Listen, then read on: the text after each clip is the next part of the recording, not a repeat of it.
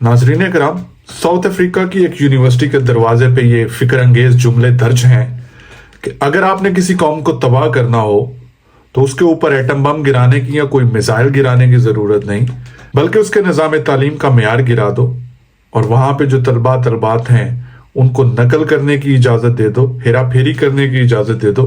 वो कौम खुद ब खुद तबाह हो जाएगी।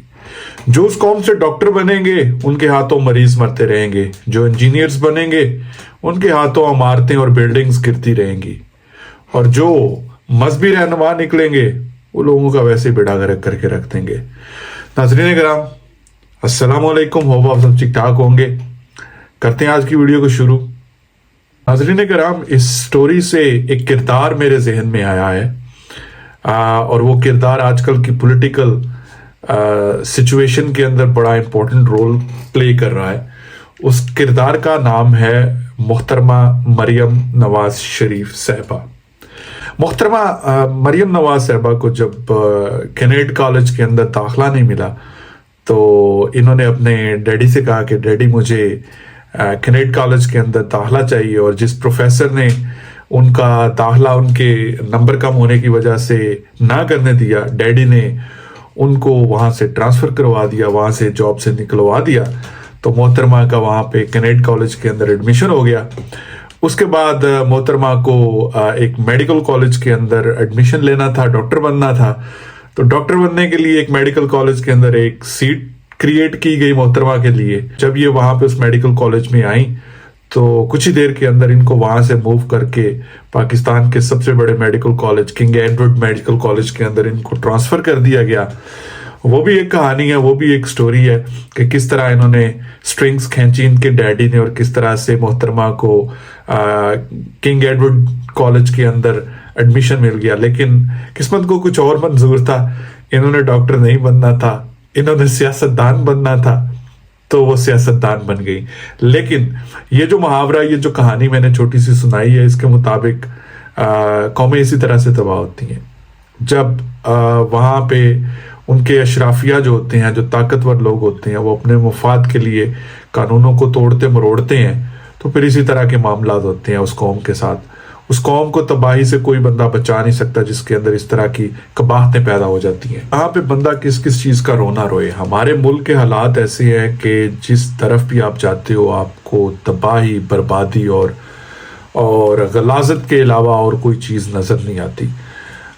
अभी रिसेंटली इमरान खान साहब इस्लामाबाद पेशी के लिए हाजिर हुए। उनको अदालतों ने बुलाया, हालांकि उन्होंने कहा था कि हमें वीडियो लिंक के ऊपर अपना बयान रिकॉर्ड करवाने की इजाज़त दी जाए, लेकिन जज साहबान ने कहा नहीं जी, आप हाजिरी दें।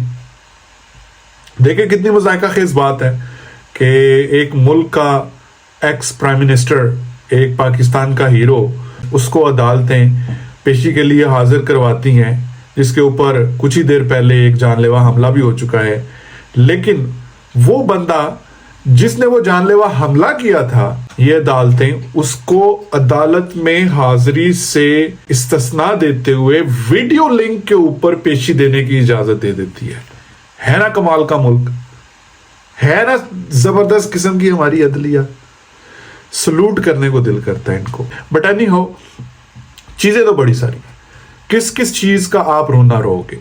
अभी मैं कुछ दिन पहले देख रहा था, वो जो सहाफी भाई को इन्होंने पकड़ के अंदर कर दिया, जिन्होंने जनरल बाजवा साहब के बारे में, उनकी वाइफ के एसेट्स के बारे में रिपोर्ट दी थी, और उससे रिलेटेड वो बंदा जिसको मुबैना तौर पे कहा जाता है कि जिसने FBR से वो मवाद खरीदा, उस बेचारे को भी पकड़ के काफ़ी रगड़ा दिया गया। मुझे बड़ा अफसोस हुआ ये देख के कि जब इंसाफ की बात आती है तो बड़ा शोरगुल होता है, लेकिन जब ये इंसाफ किसी बूटों वाले की तरफ जाता है तो या तो उस बंदे को मार दिया जाता है या फिर उसको गायब कर दिया जाता है। ये अजीबोगरीब सिलसिला है, लेकिन अब आवाम को समझ आनी शुरू हो गई है। अब ज़्यादा देर इन बूटों वाले के भी दिन नहीं है, अब ज़्यादा देर इन बूटों वालों की भी नहीं चलनी है।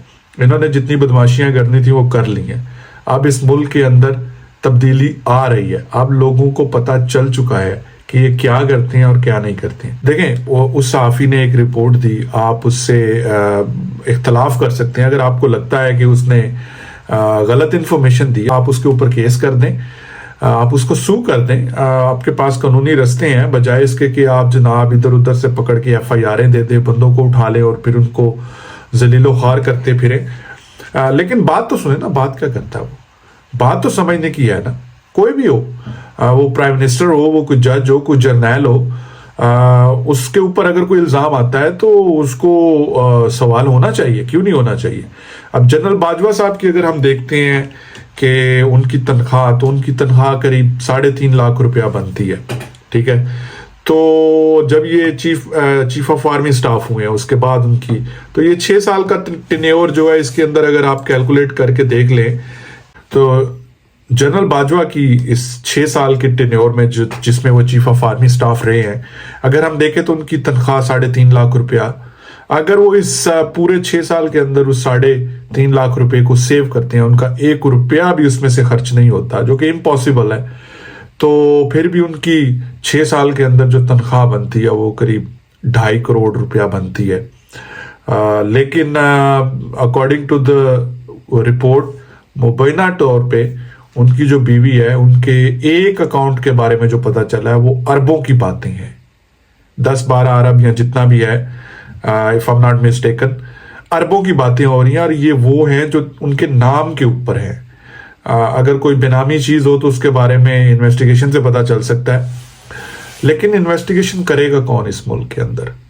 ارشد شریف نے صرف نام لیا تھا جرنیلوں کا, اور 1 ہفتے کے بعد خبر آ گئی تھی کہ ارشد شریف کو کینیا کے اندر ایک غلط فہمی کی بنیاد کے اوپر کینیا کی پولیس نے گولی مار دی. بلی کے گلے میں گھنٹی کون باندھے گا. لیکن حالات بدل رہے ہیں, چیزیں بدل رہی ہیں.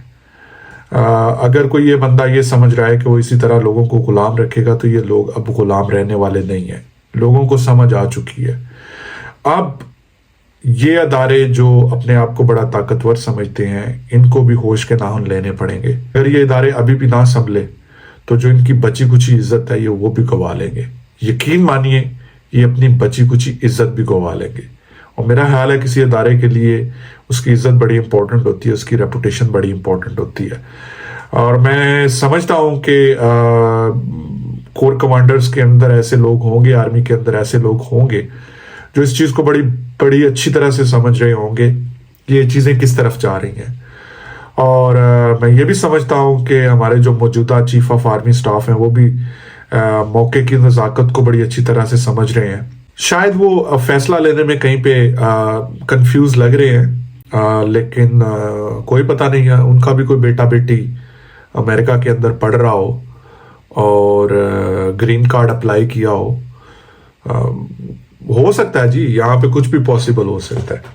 بٹ اینی ہو, ہم کسی کے اوپر کوئی الزام نہیں لگا رہے, ہم ایک جنرل بات کر رہے ہیں کہ ویسے جو جنرلز ہوتے ہیں ایک آدھ کو چھوڑ کے, وہ پاکستان کے اندر رہنا ویسے بھی پسند نہیں کرتے. ریٹائرمنٹ کے بعد وہ کسی اور جگہ جا کے رہنا پسند کرتے ہیں جہاں پہ ان کو آزادی ملے, کیونکہ یہ تو ملک غلام ہے نا. غلام ملک کے اندر ان کو آزادی کیسے ملے گی. خیر, سچویشن دیکھتے ہیں کدھر جاتی ہے, کیا ہوتا ہے کیا نہیں ہوتا. امید کرتے ہیں کہ سینٹی مسٹ پرویل, اس ملک کے اندر چیزیں بہتری کی طرف جائیں گی اور جلدی جائیں گی. ادروائز خمیازہ بھگتنا پڑے گا, اور وہ خمیازہ اس غریب عوام نے بھگتنا ہے, اور کسی کا کچھ نہیں جانا. امیر لوگوں کو کیا فرق پڑتا ہے, ان کے لیے دودھ 150 روپے لیٹر ہو یا 1500 روپے لیٹر ہو, ان کو کوئی فرق نہیں پڑتا. ان کے لیے آٹے کی بوری مل رہی ہے یا نہیں مل رہی, ان کو کوئی فرق نہیں پڑتا. اور ان کیس اگر یہ ملک تباہ بھی ہو جاتا تو پھر بھی ان کو کوئی فرق نہیں پڑتا. انہوں نے اپنے اپنے جہازوں میں بیٹھنا ہے اور فلائی کر کے ویسٹرن کنٹریز کے اندر آگے بیٹھ جانا ہے, ورنہ پیچھے عوام نہیں ہے, غریب عوام نے جو ان کے نعرے لگاتی ہے, جو ان کے پیچھے بھاگتی ہے. دعا کرتے ہیں اللہ تعالیٰ پاکستان کو سلامت رکھے, اس کو آنے والے مشکلات سے بچا کے رکھے, پاکستان کی عوام کے اوپر رحم کرے اور ان کی مشکلات آسان کرے, پاکستان کو ڈیفالٹ سے بچائے. انشاءاللہ دوبارہ ملاقات ہوگی. اگر آپ نے میرا چینل ابھی تک سبسکرائب نہیں کیا تو کائنڈلی سبسکرائب کر لیں, بیل آئیکن کو دبا لیں تاکہ نئی آنے والی ویڈیو کا نوٹیفیکیشن آپ کو ملتا رہے. طبیعت تھوڑی سی ناساز تھی, شاید ہو سکتا ہے پوری کانسنٹریشن کے ساتھ یہ ویڈیو نہ بن سکی ہو, کوئی کمی پیشی رہ گئی ہو تو معاف کر دیجیے گا. پاکستان زندہ باد. ٹیک کیئر, بائے بائے, اللہ حافظ.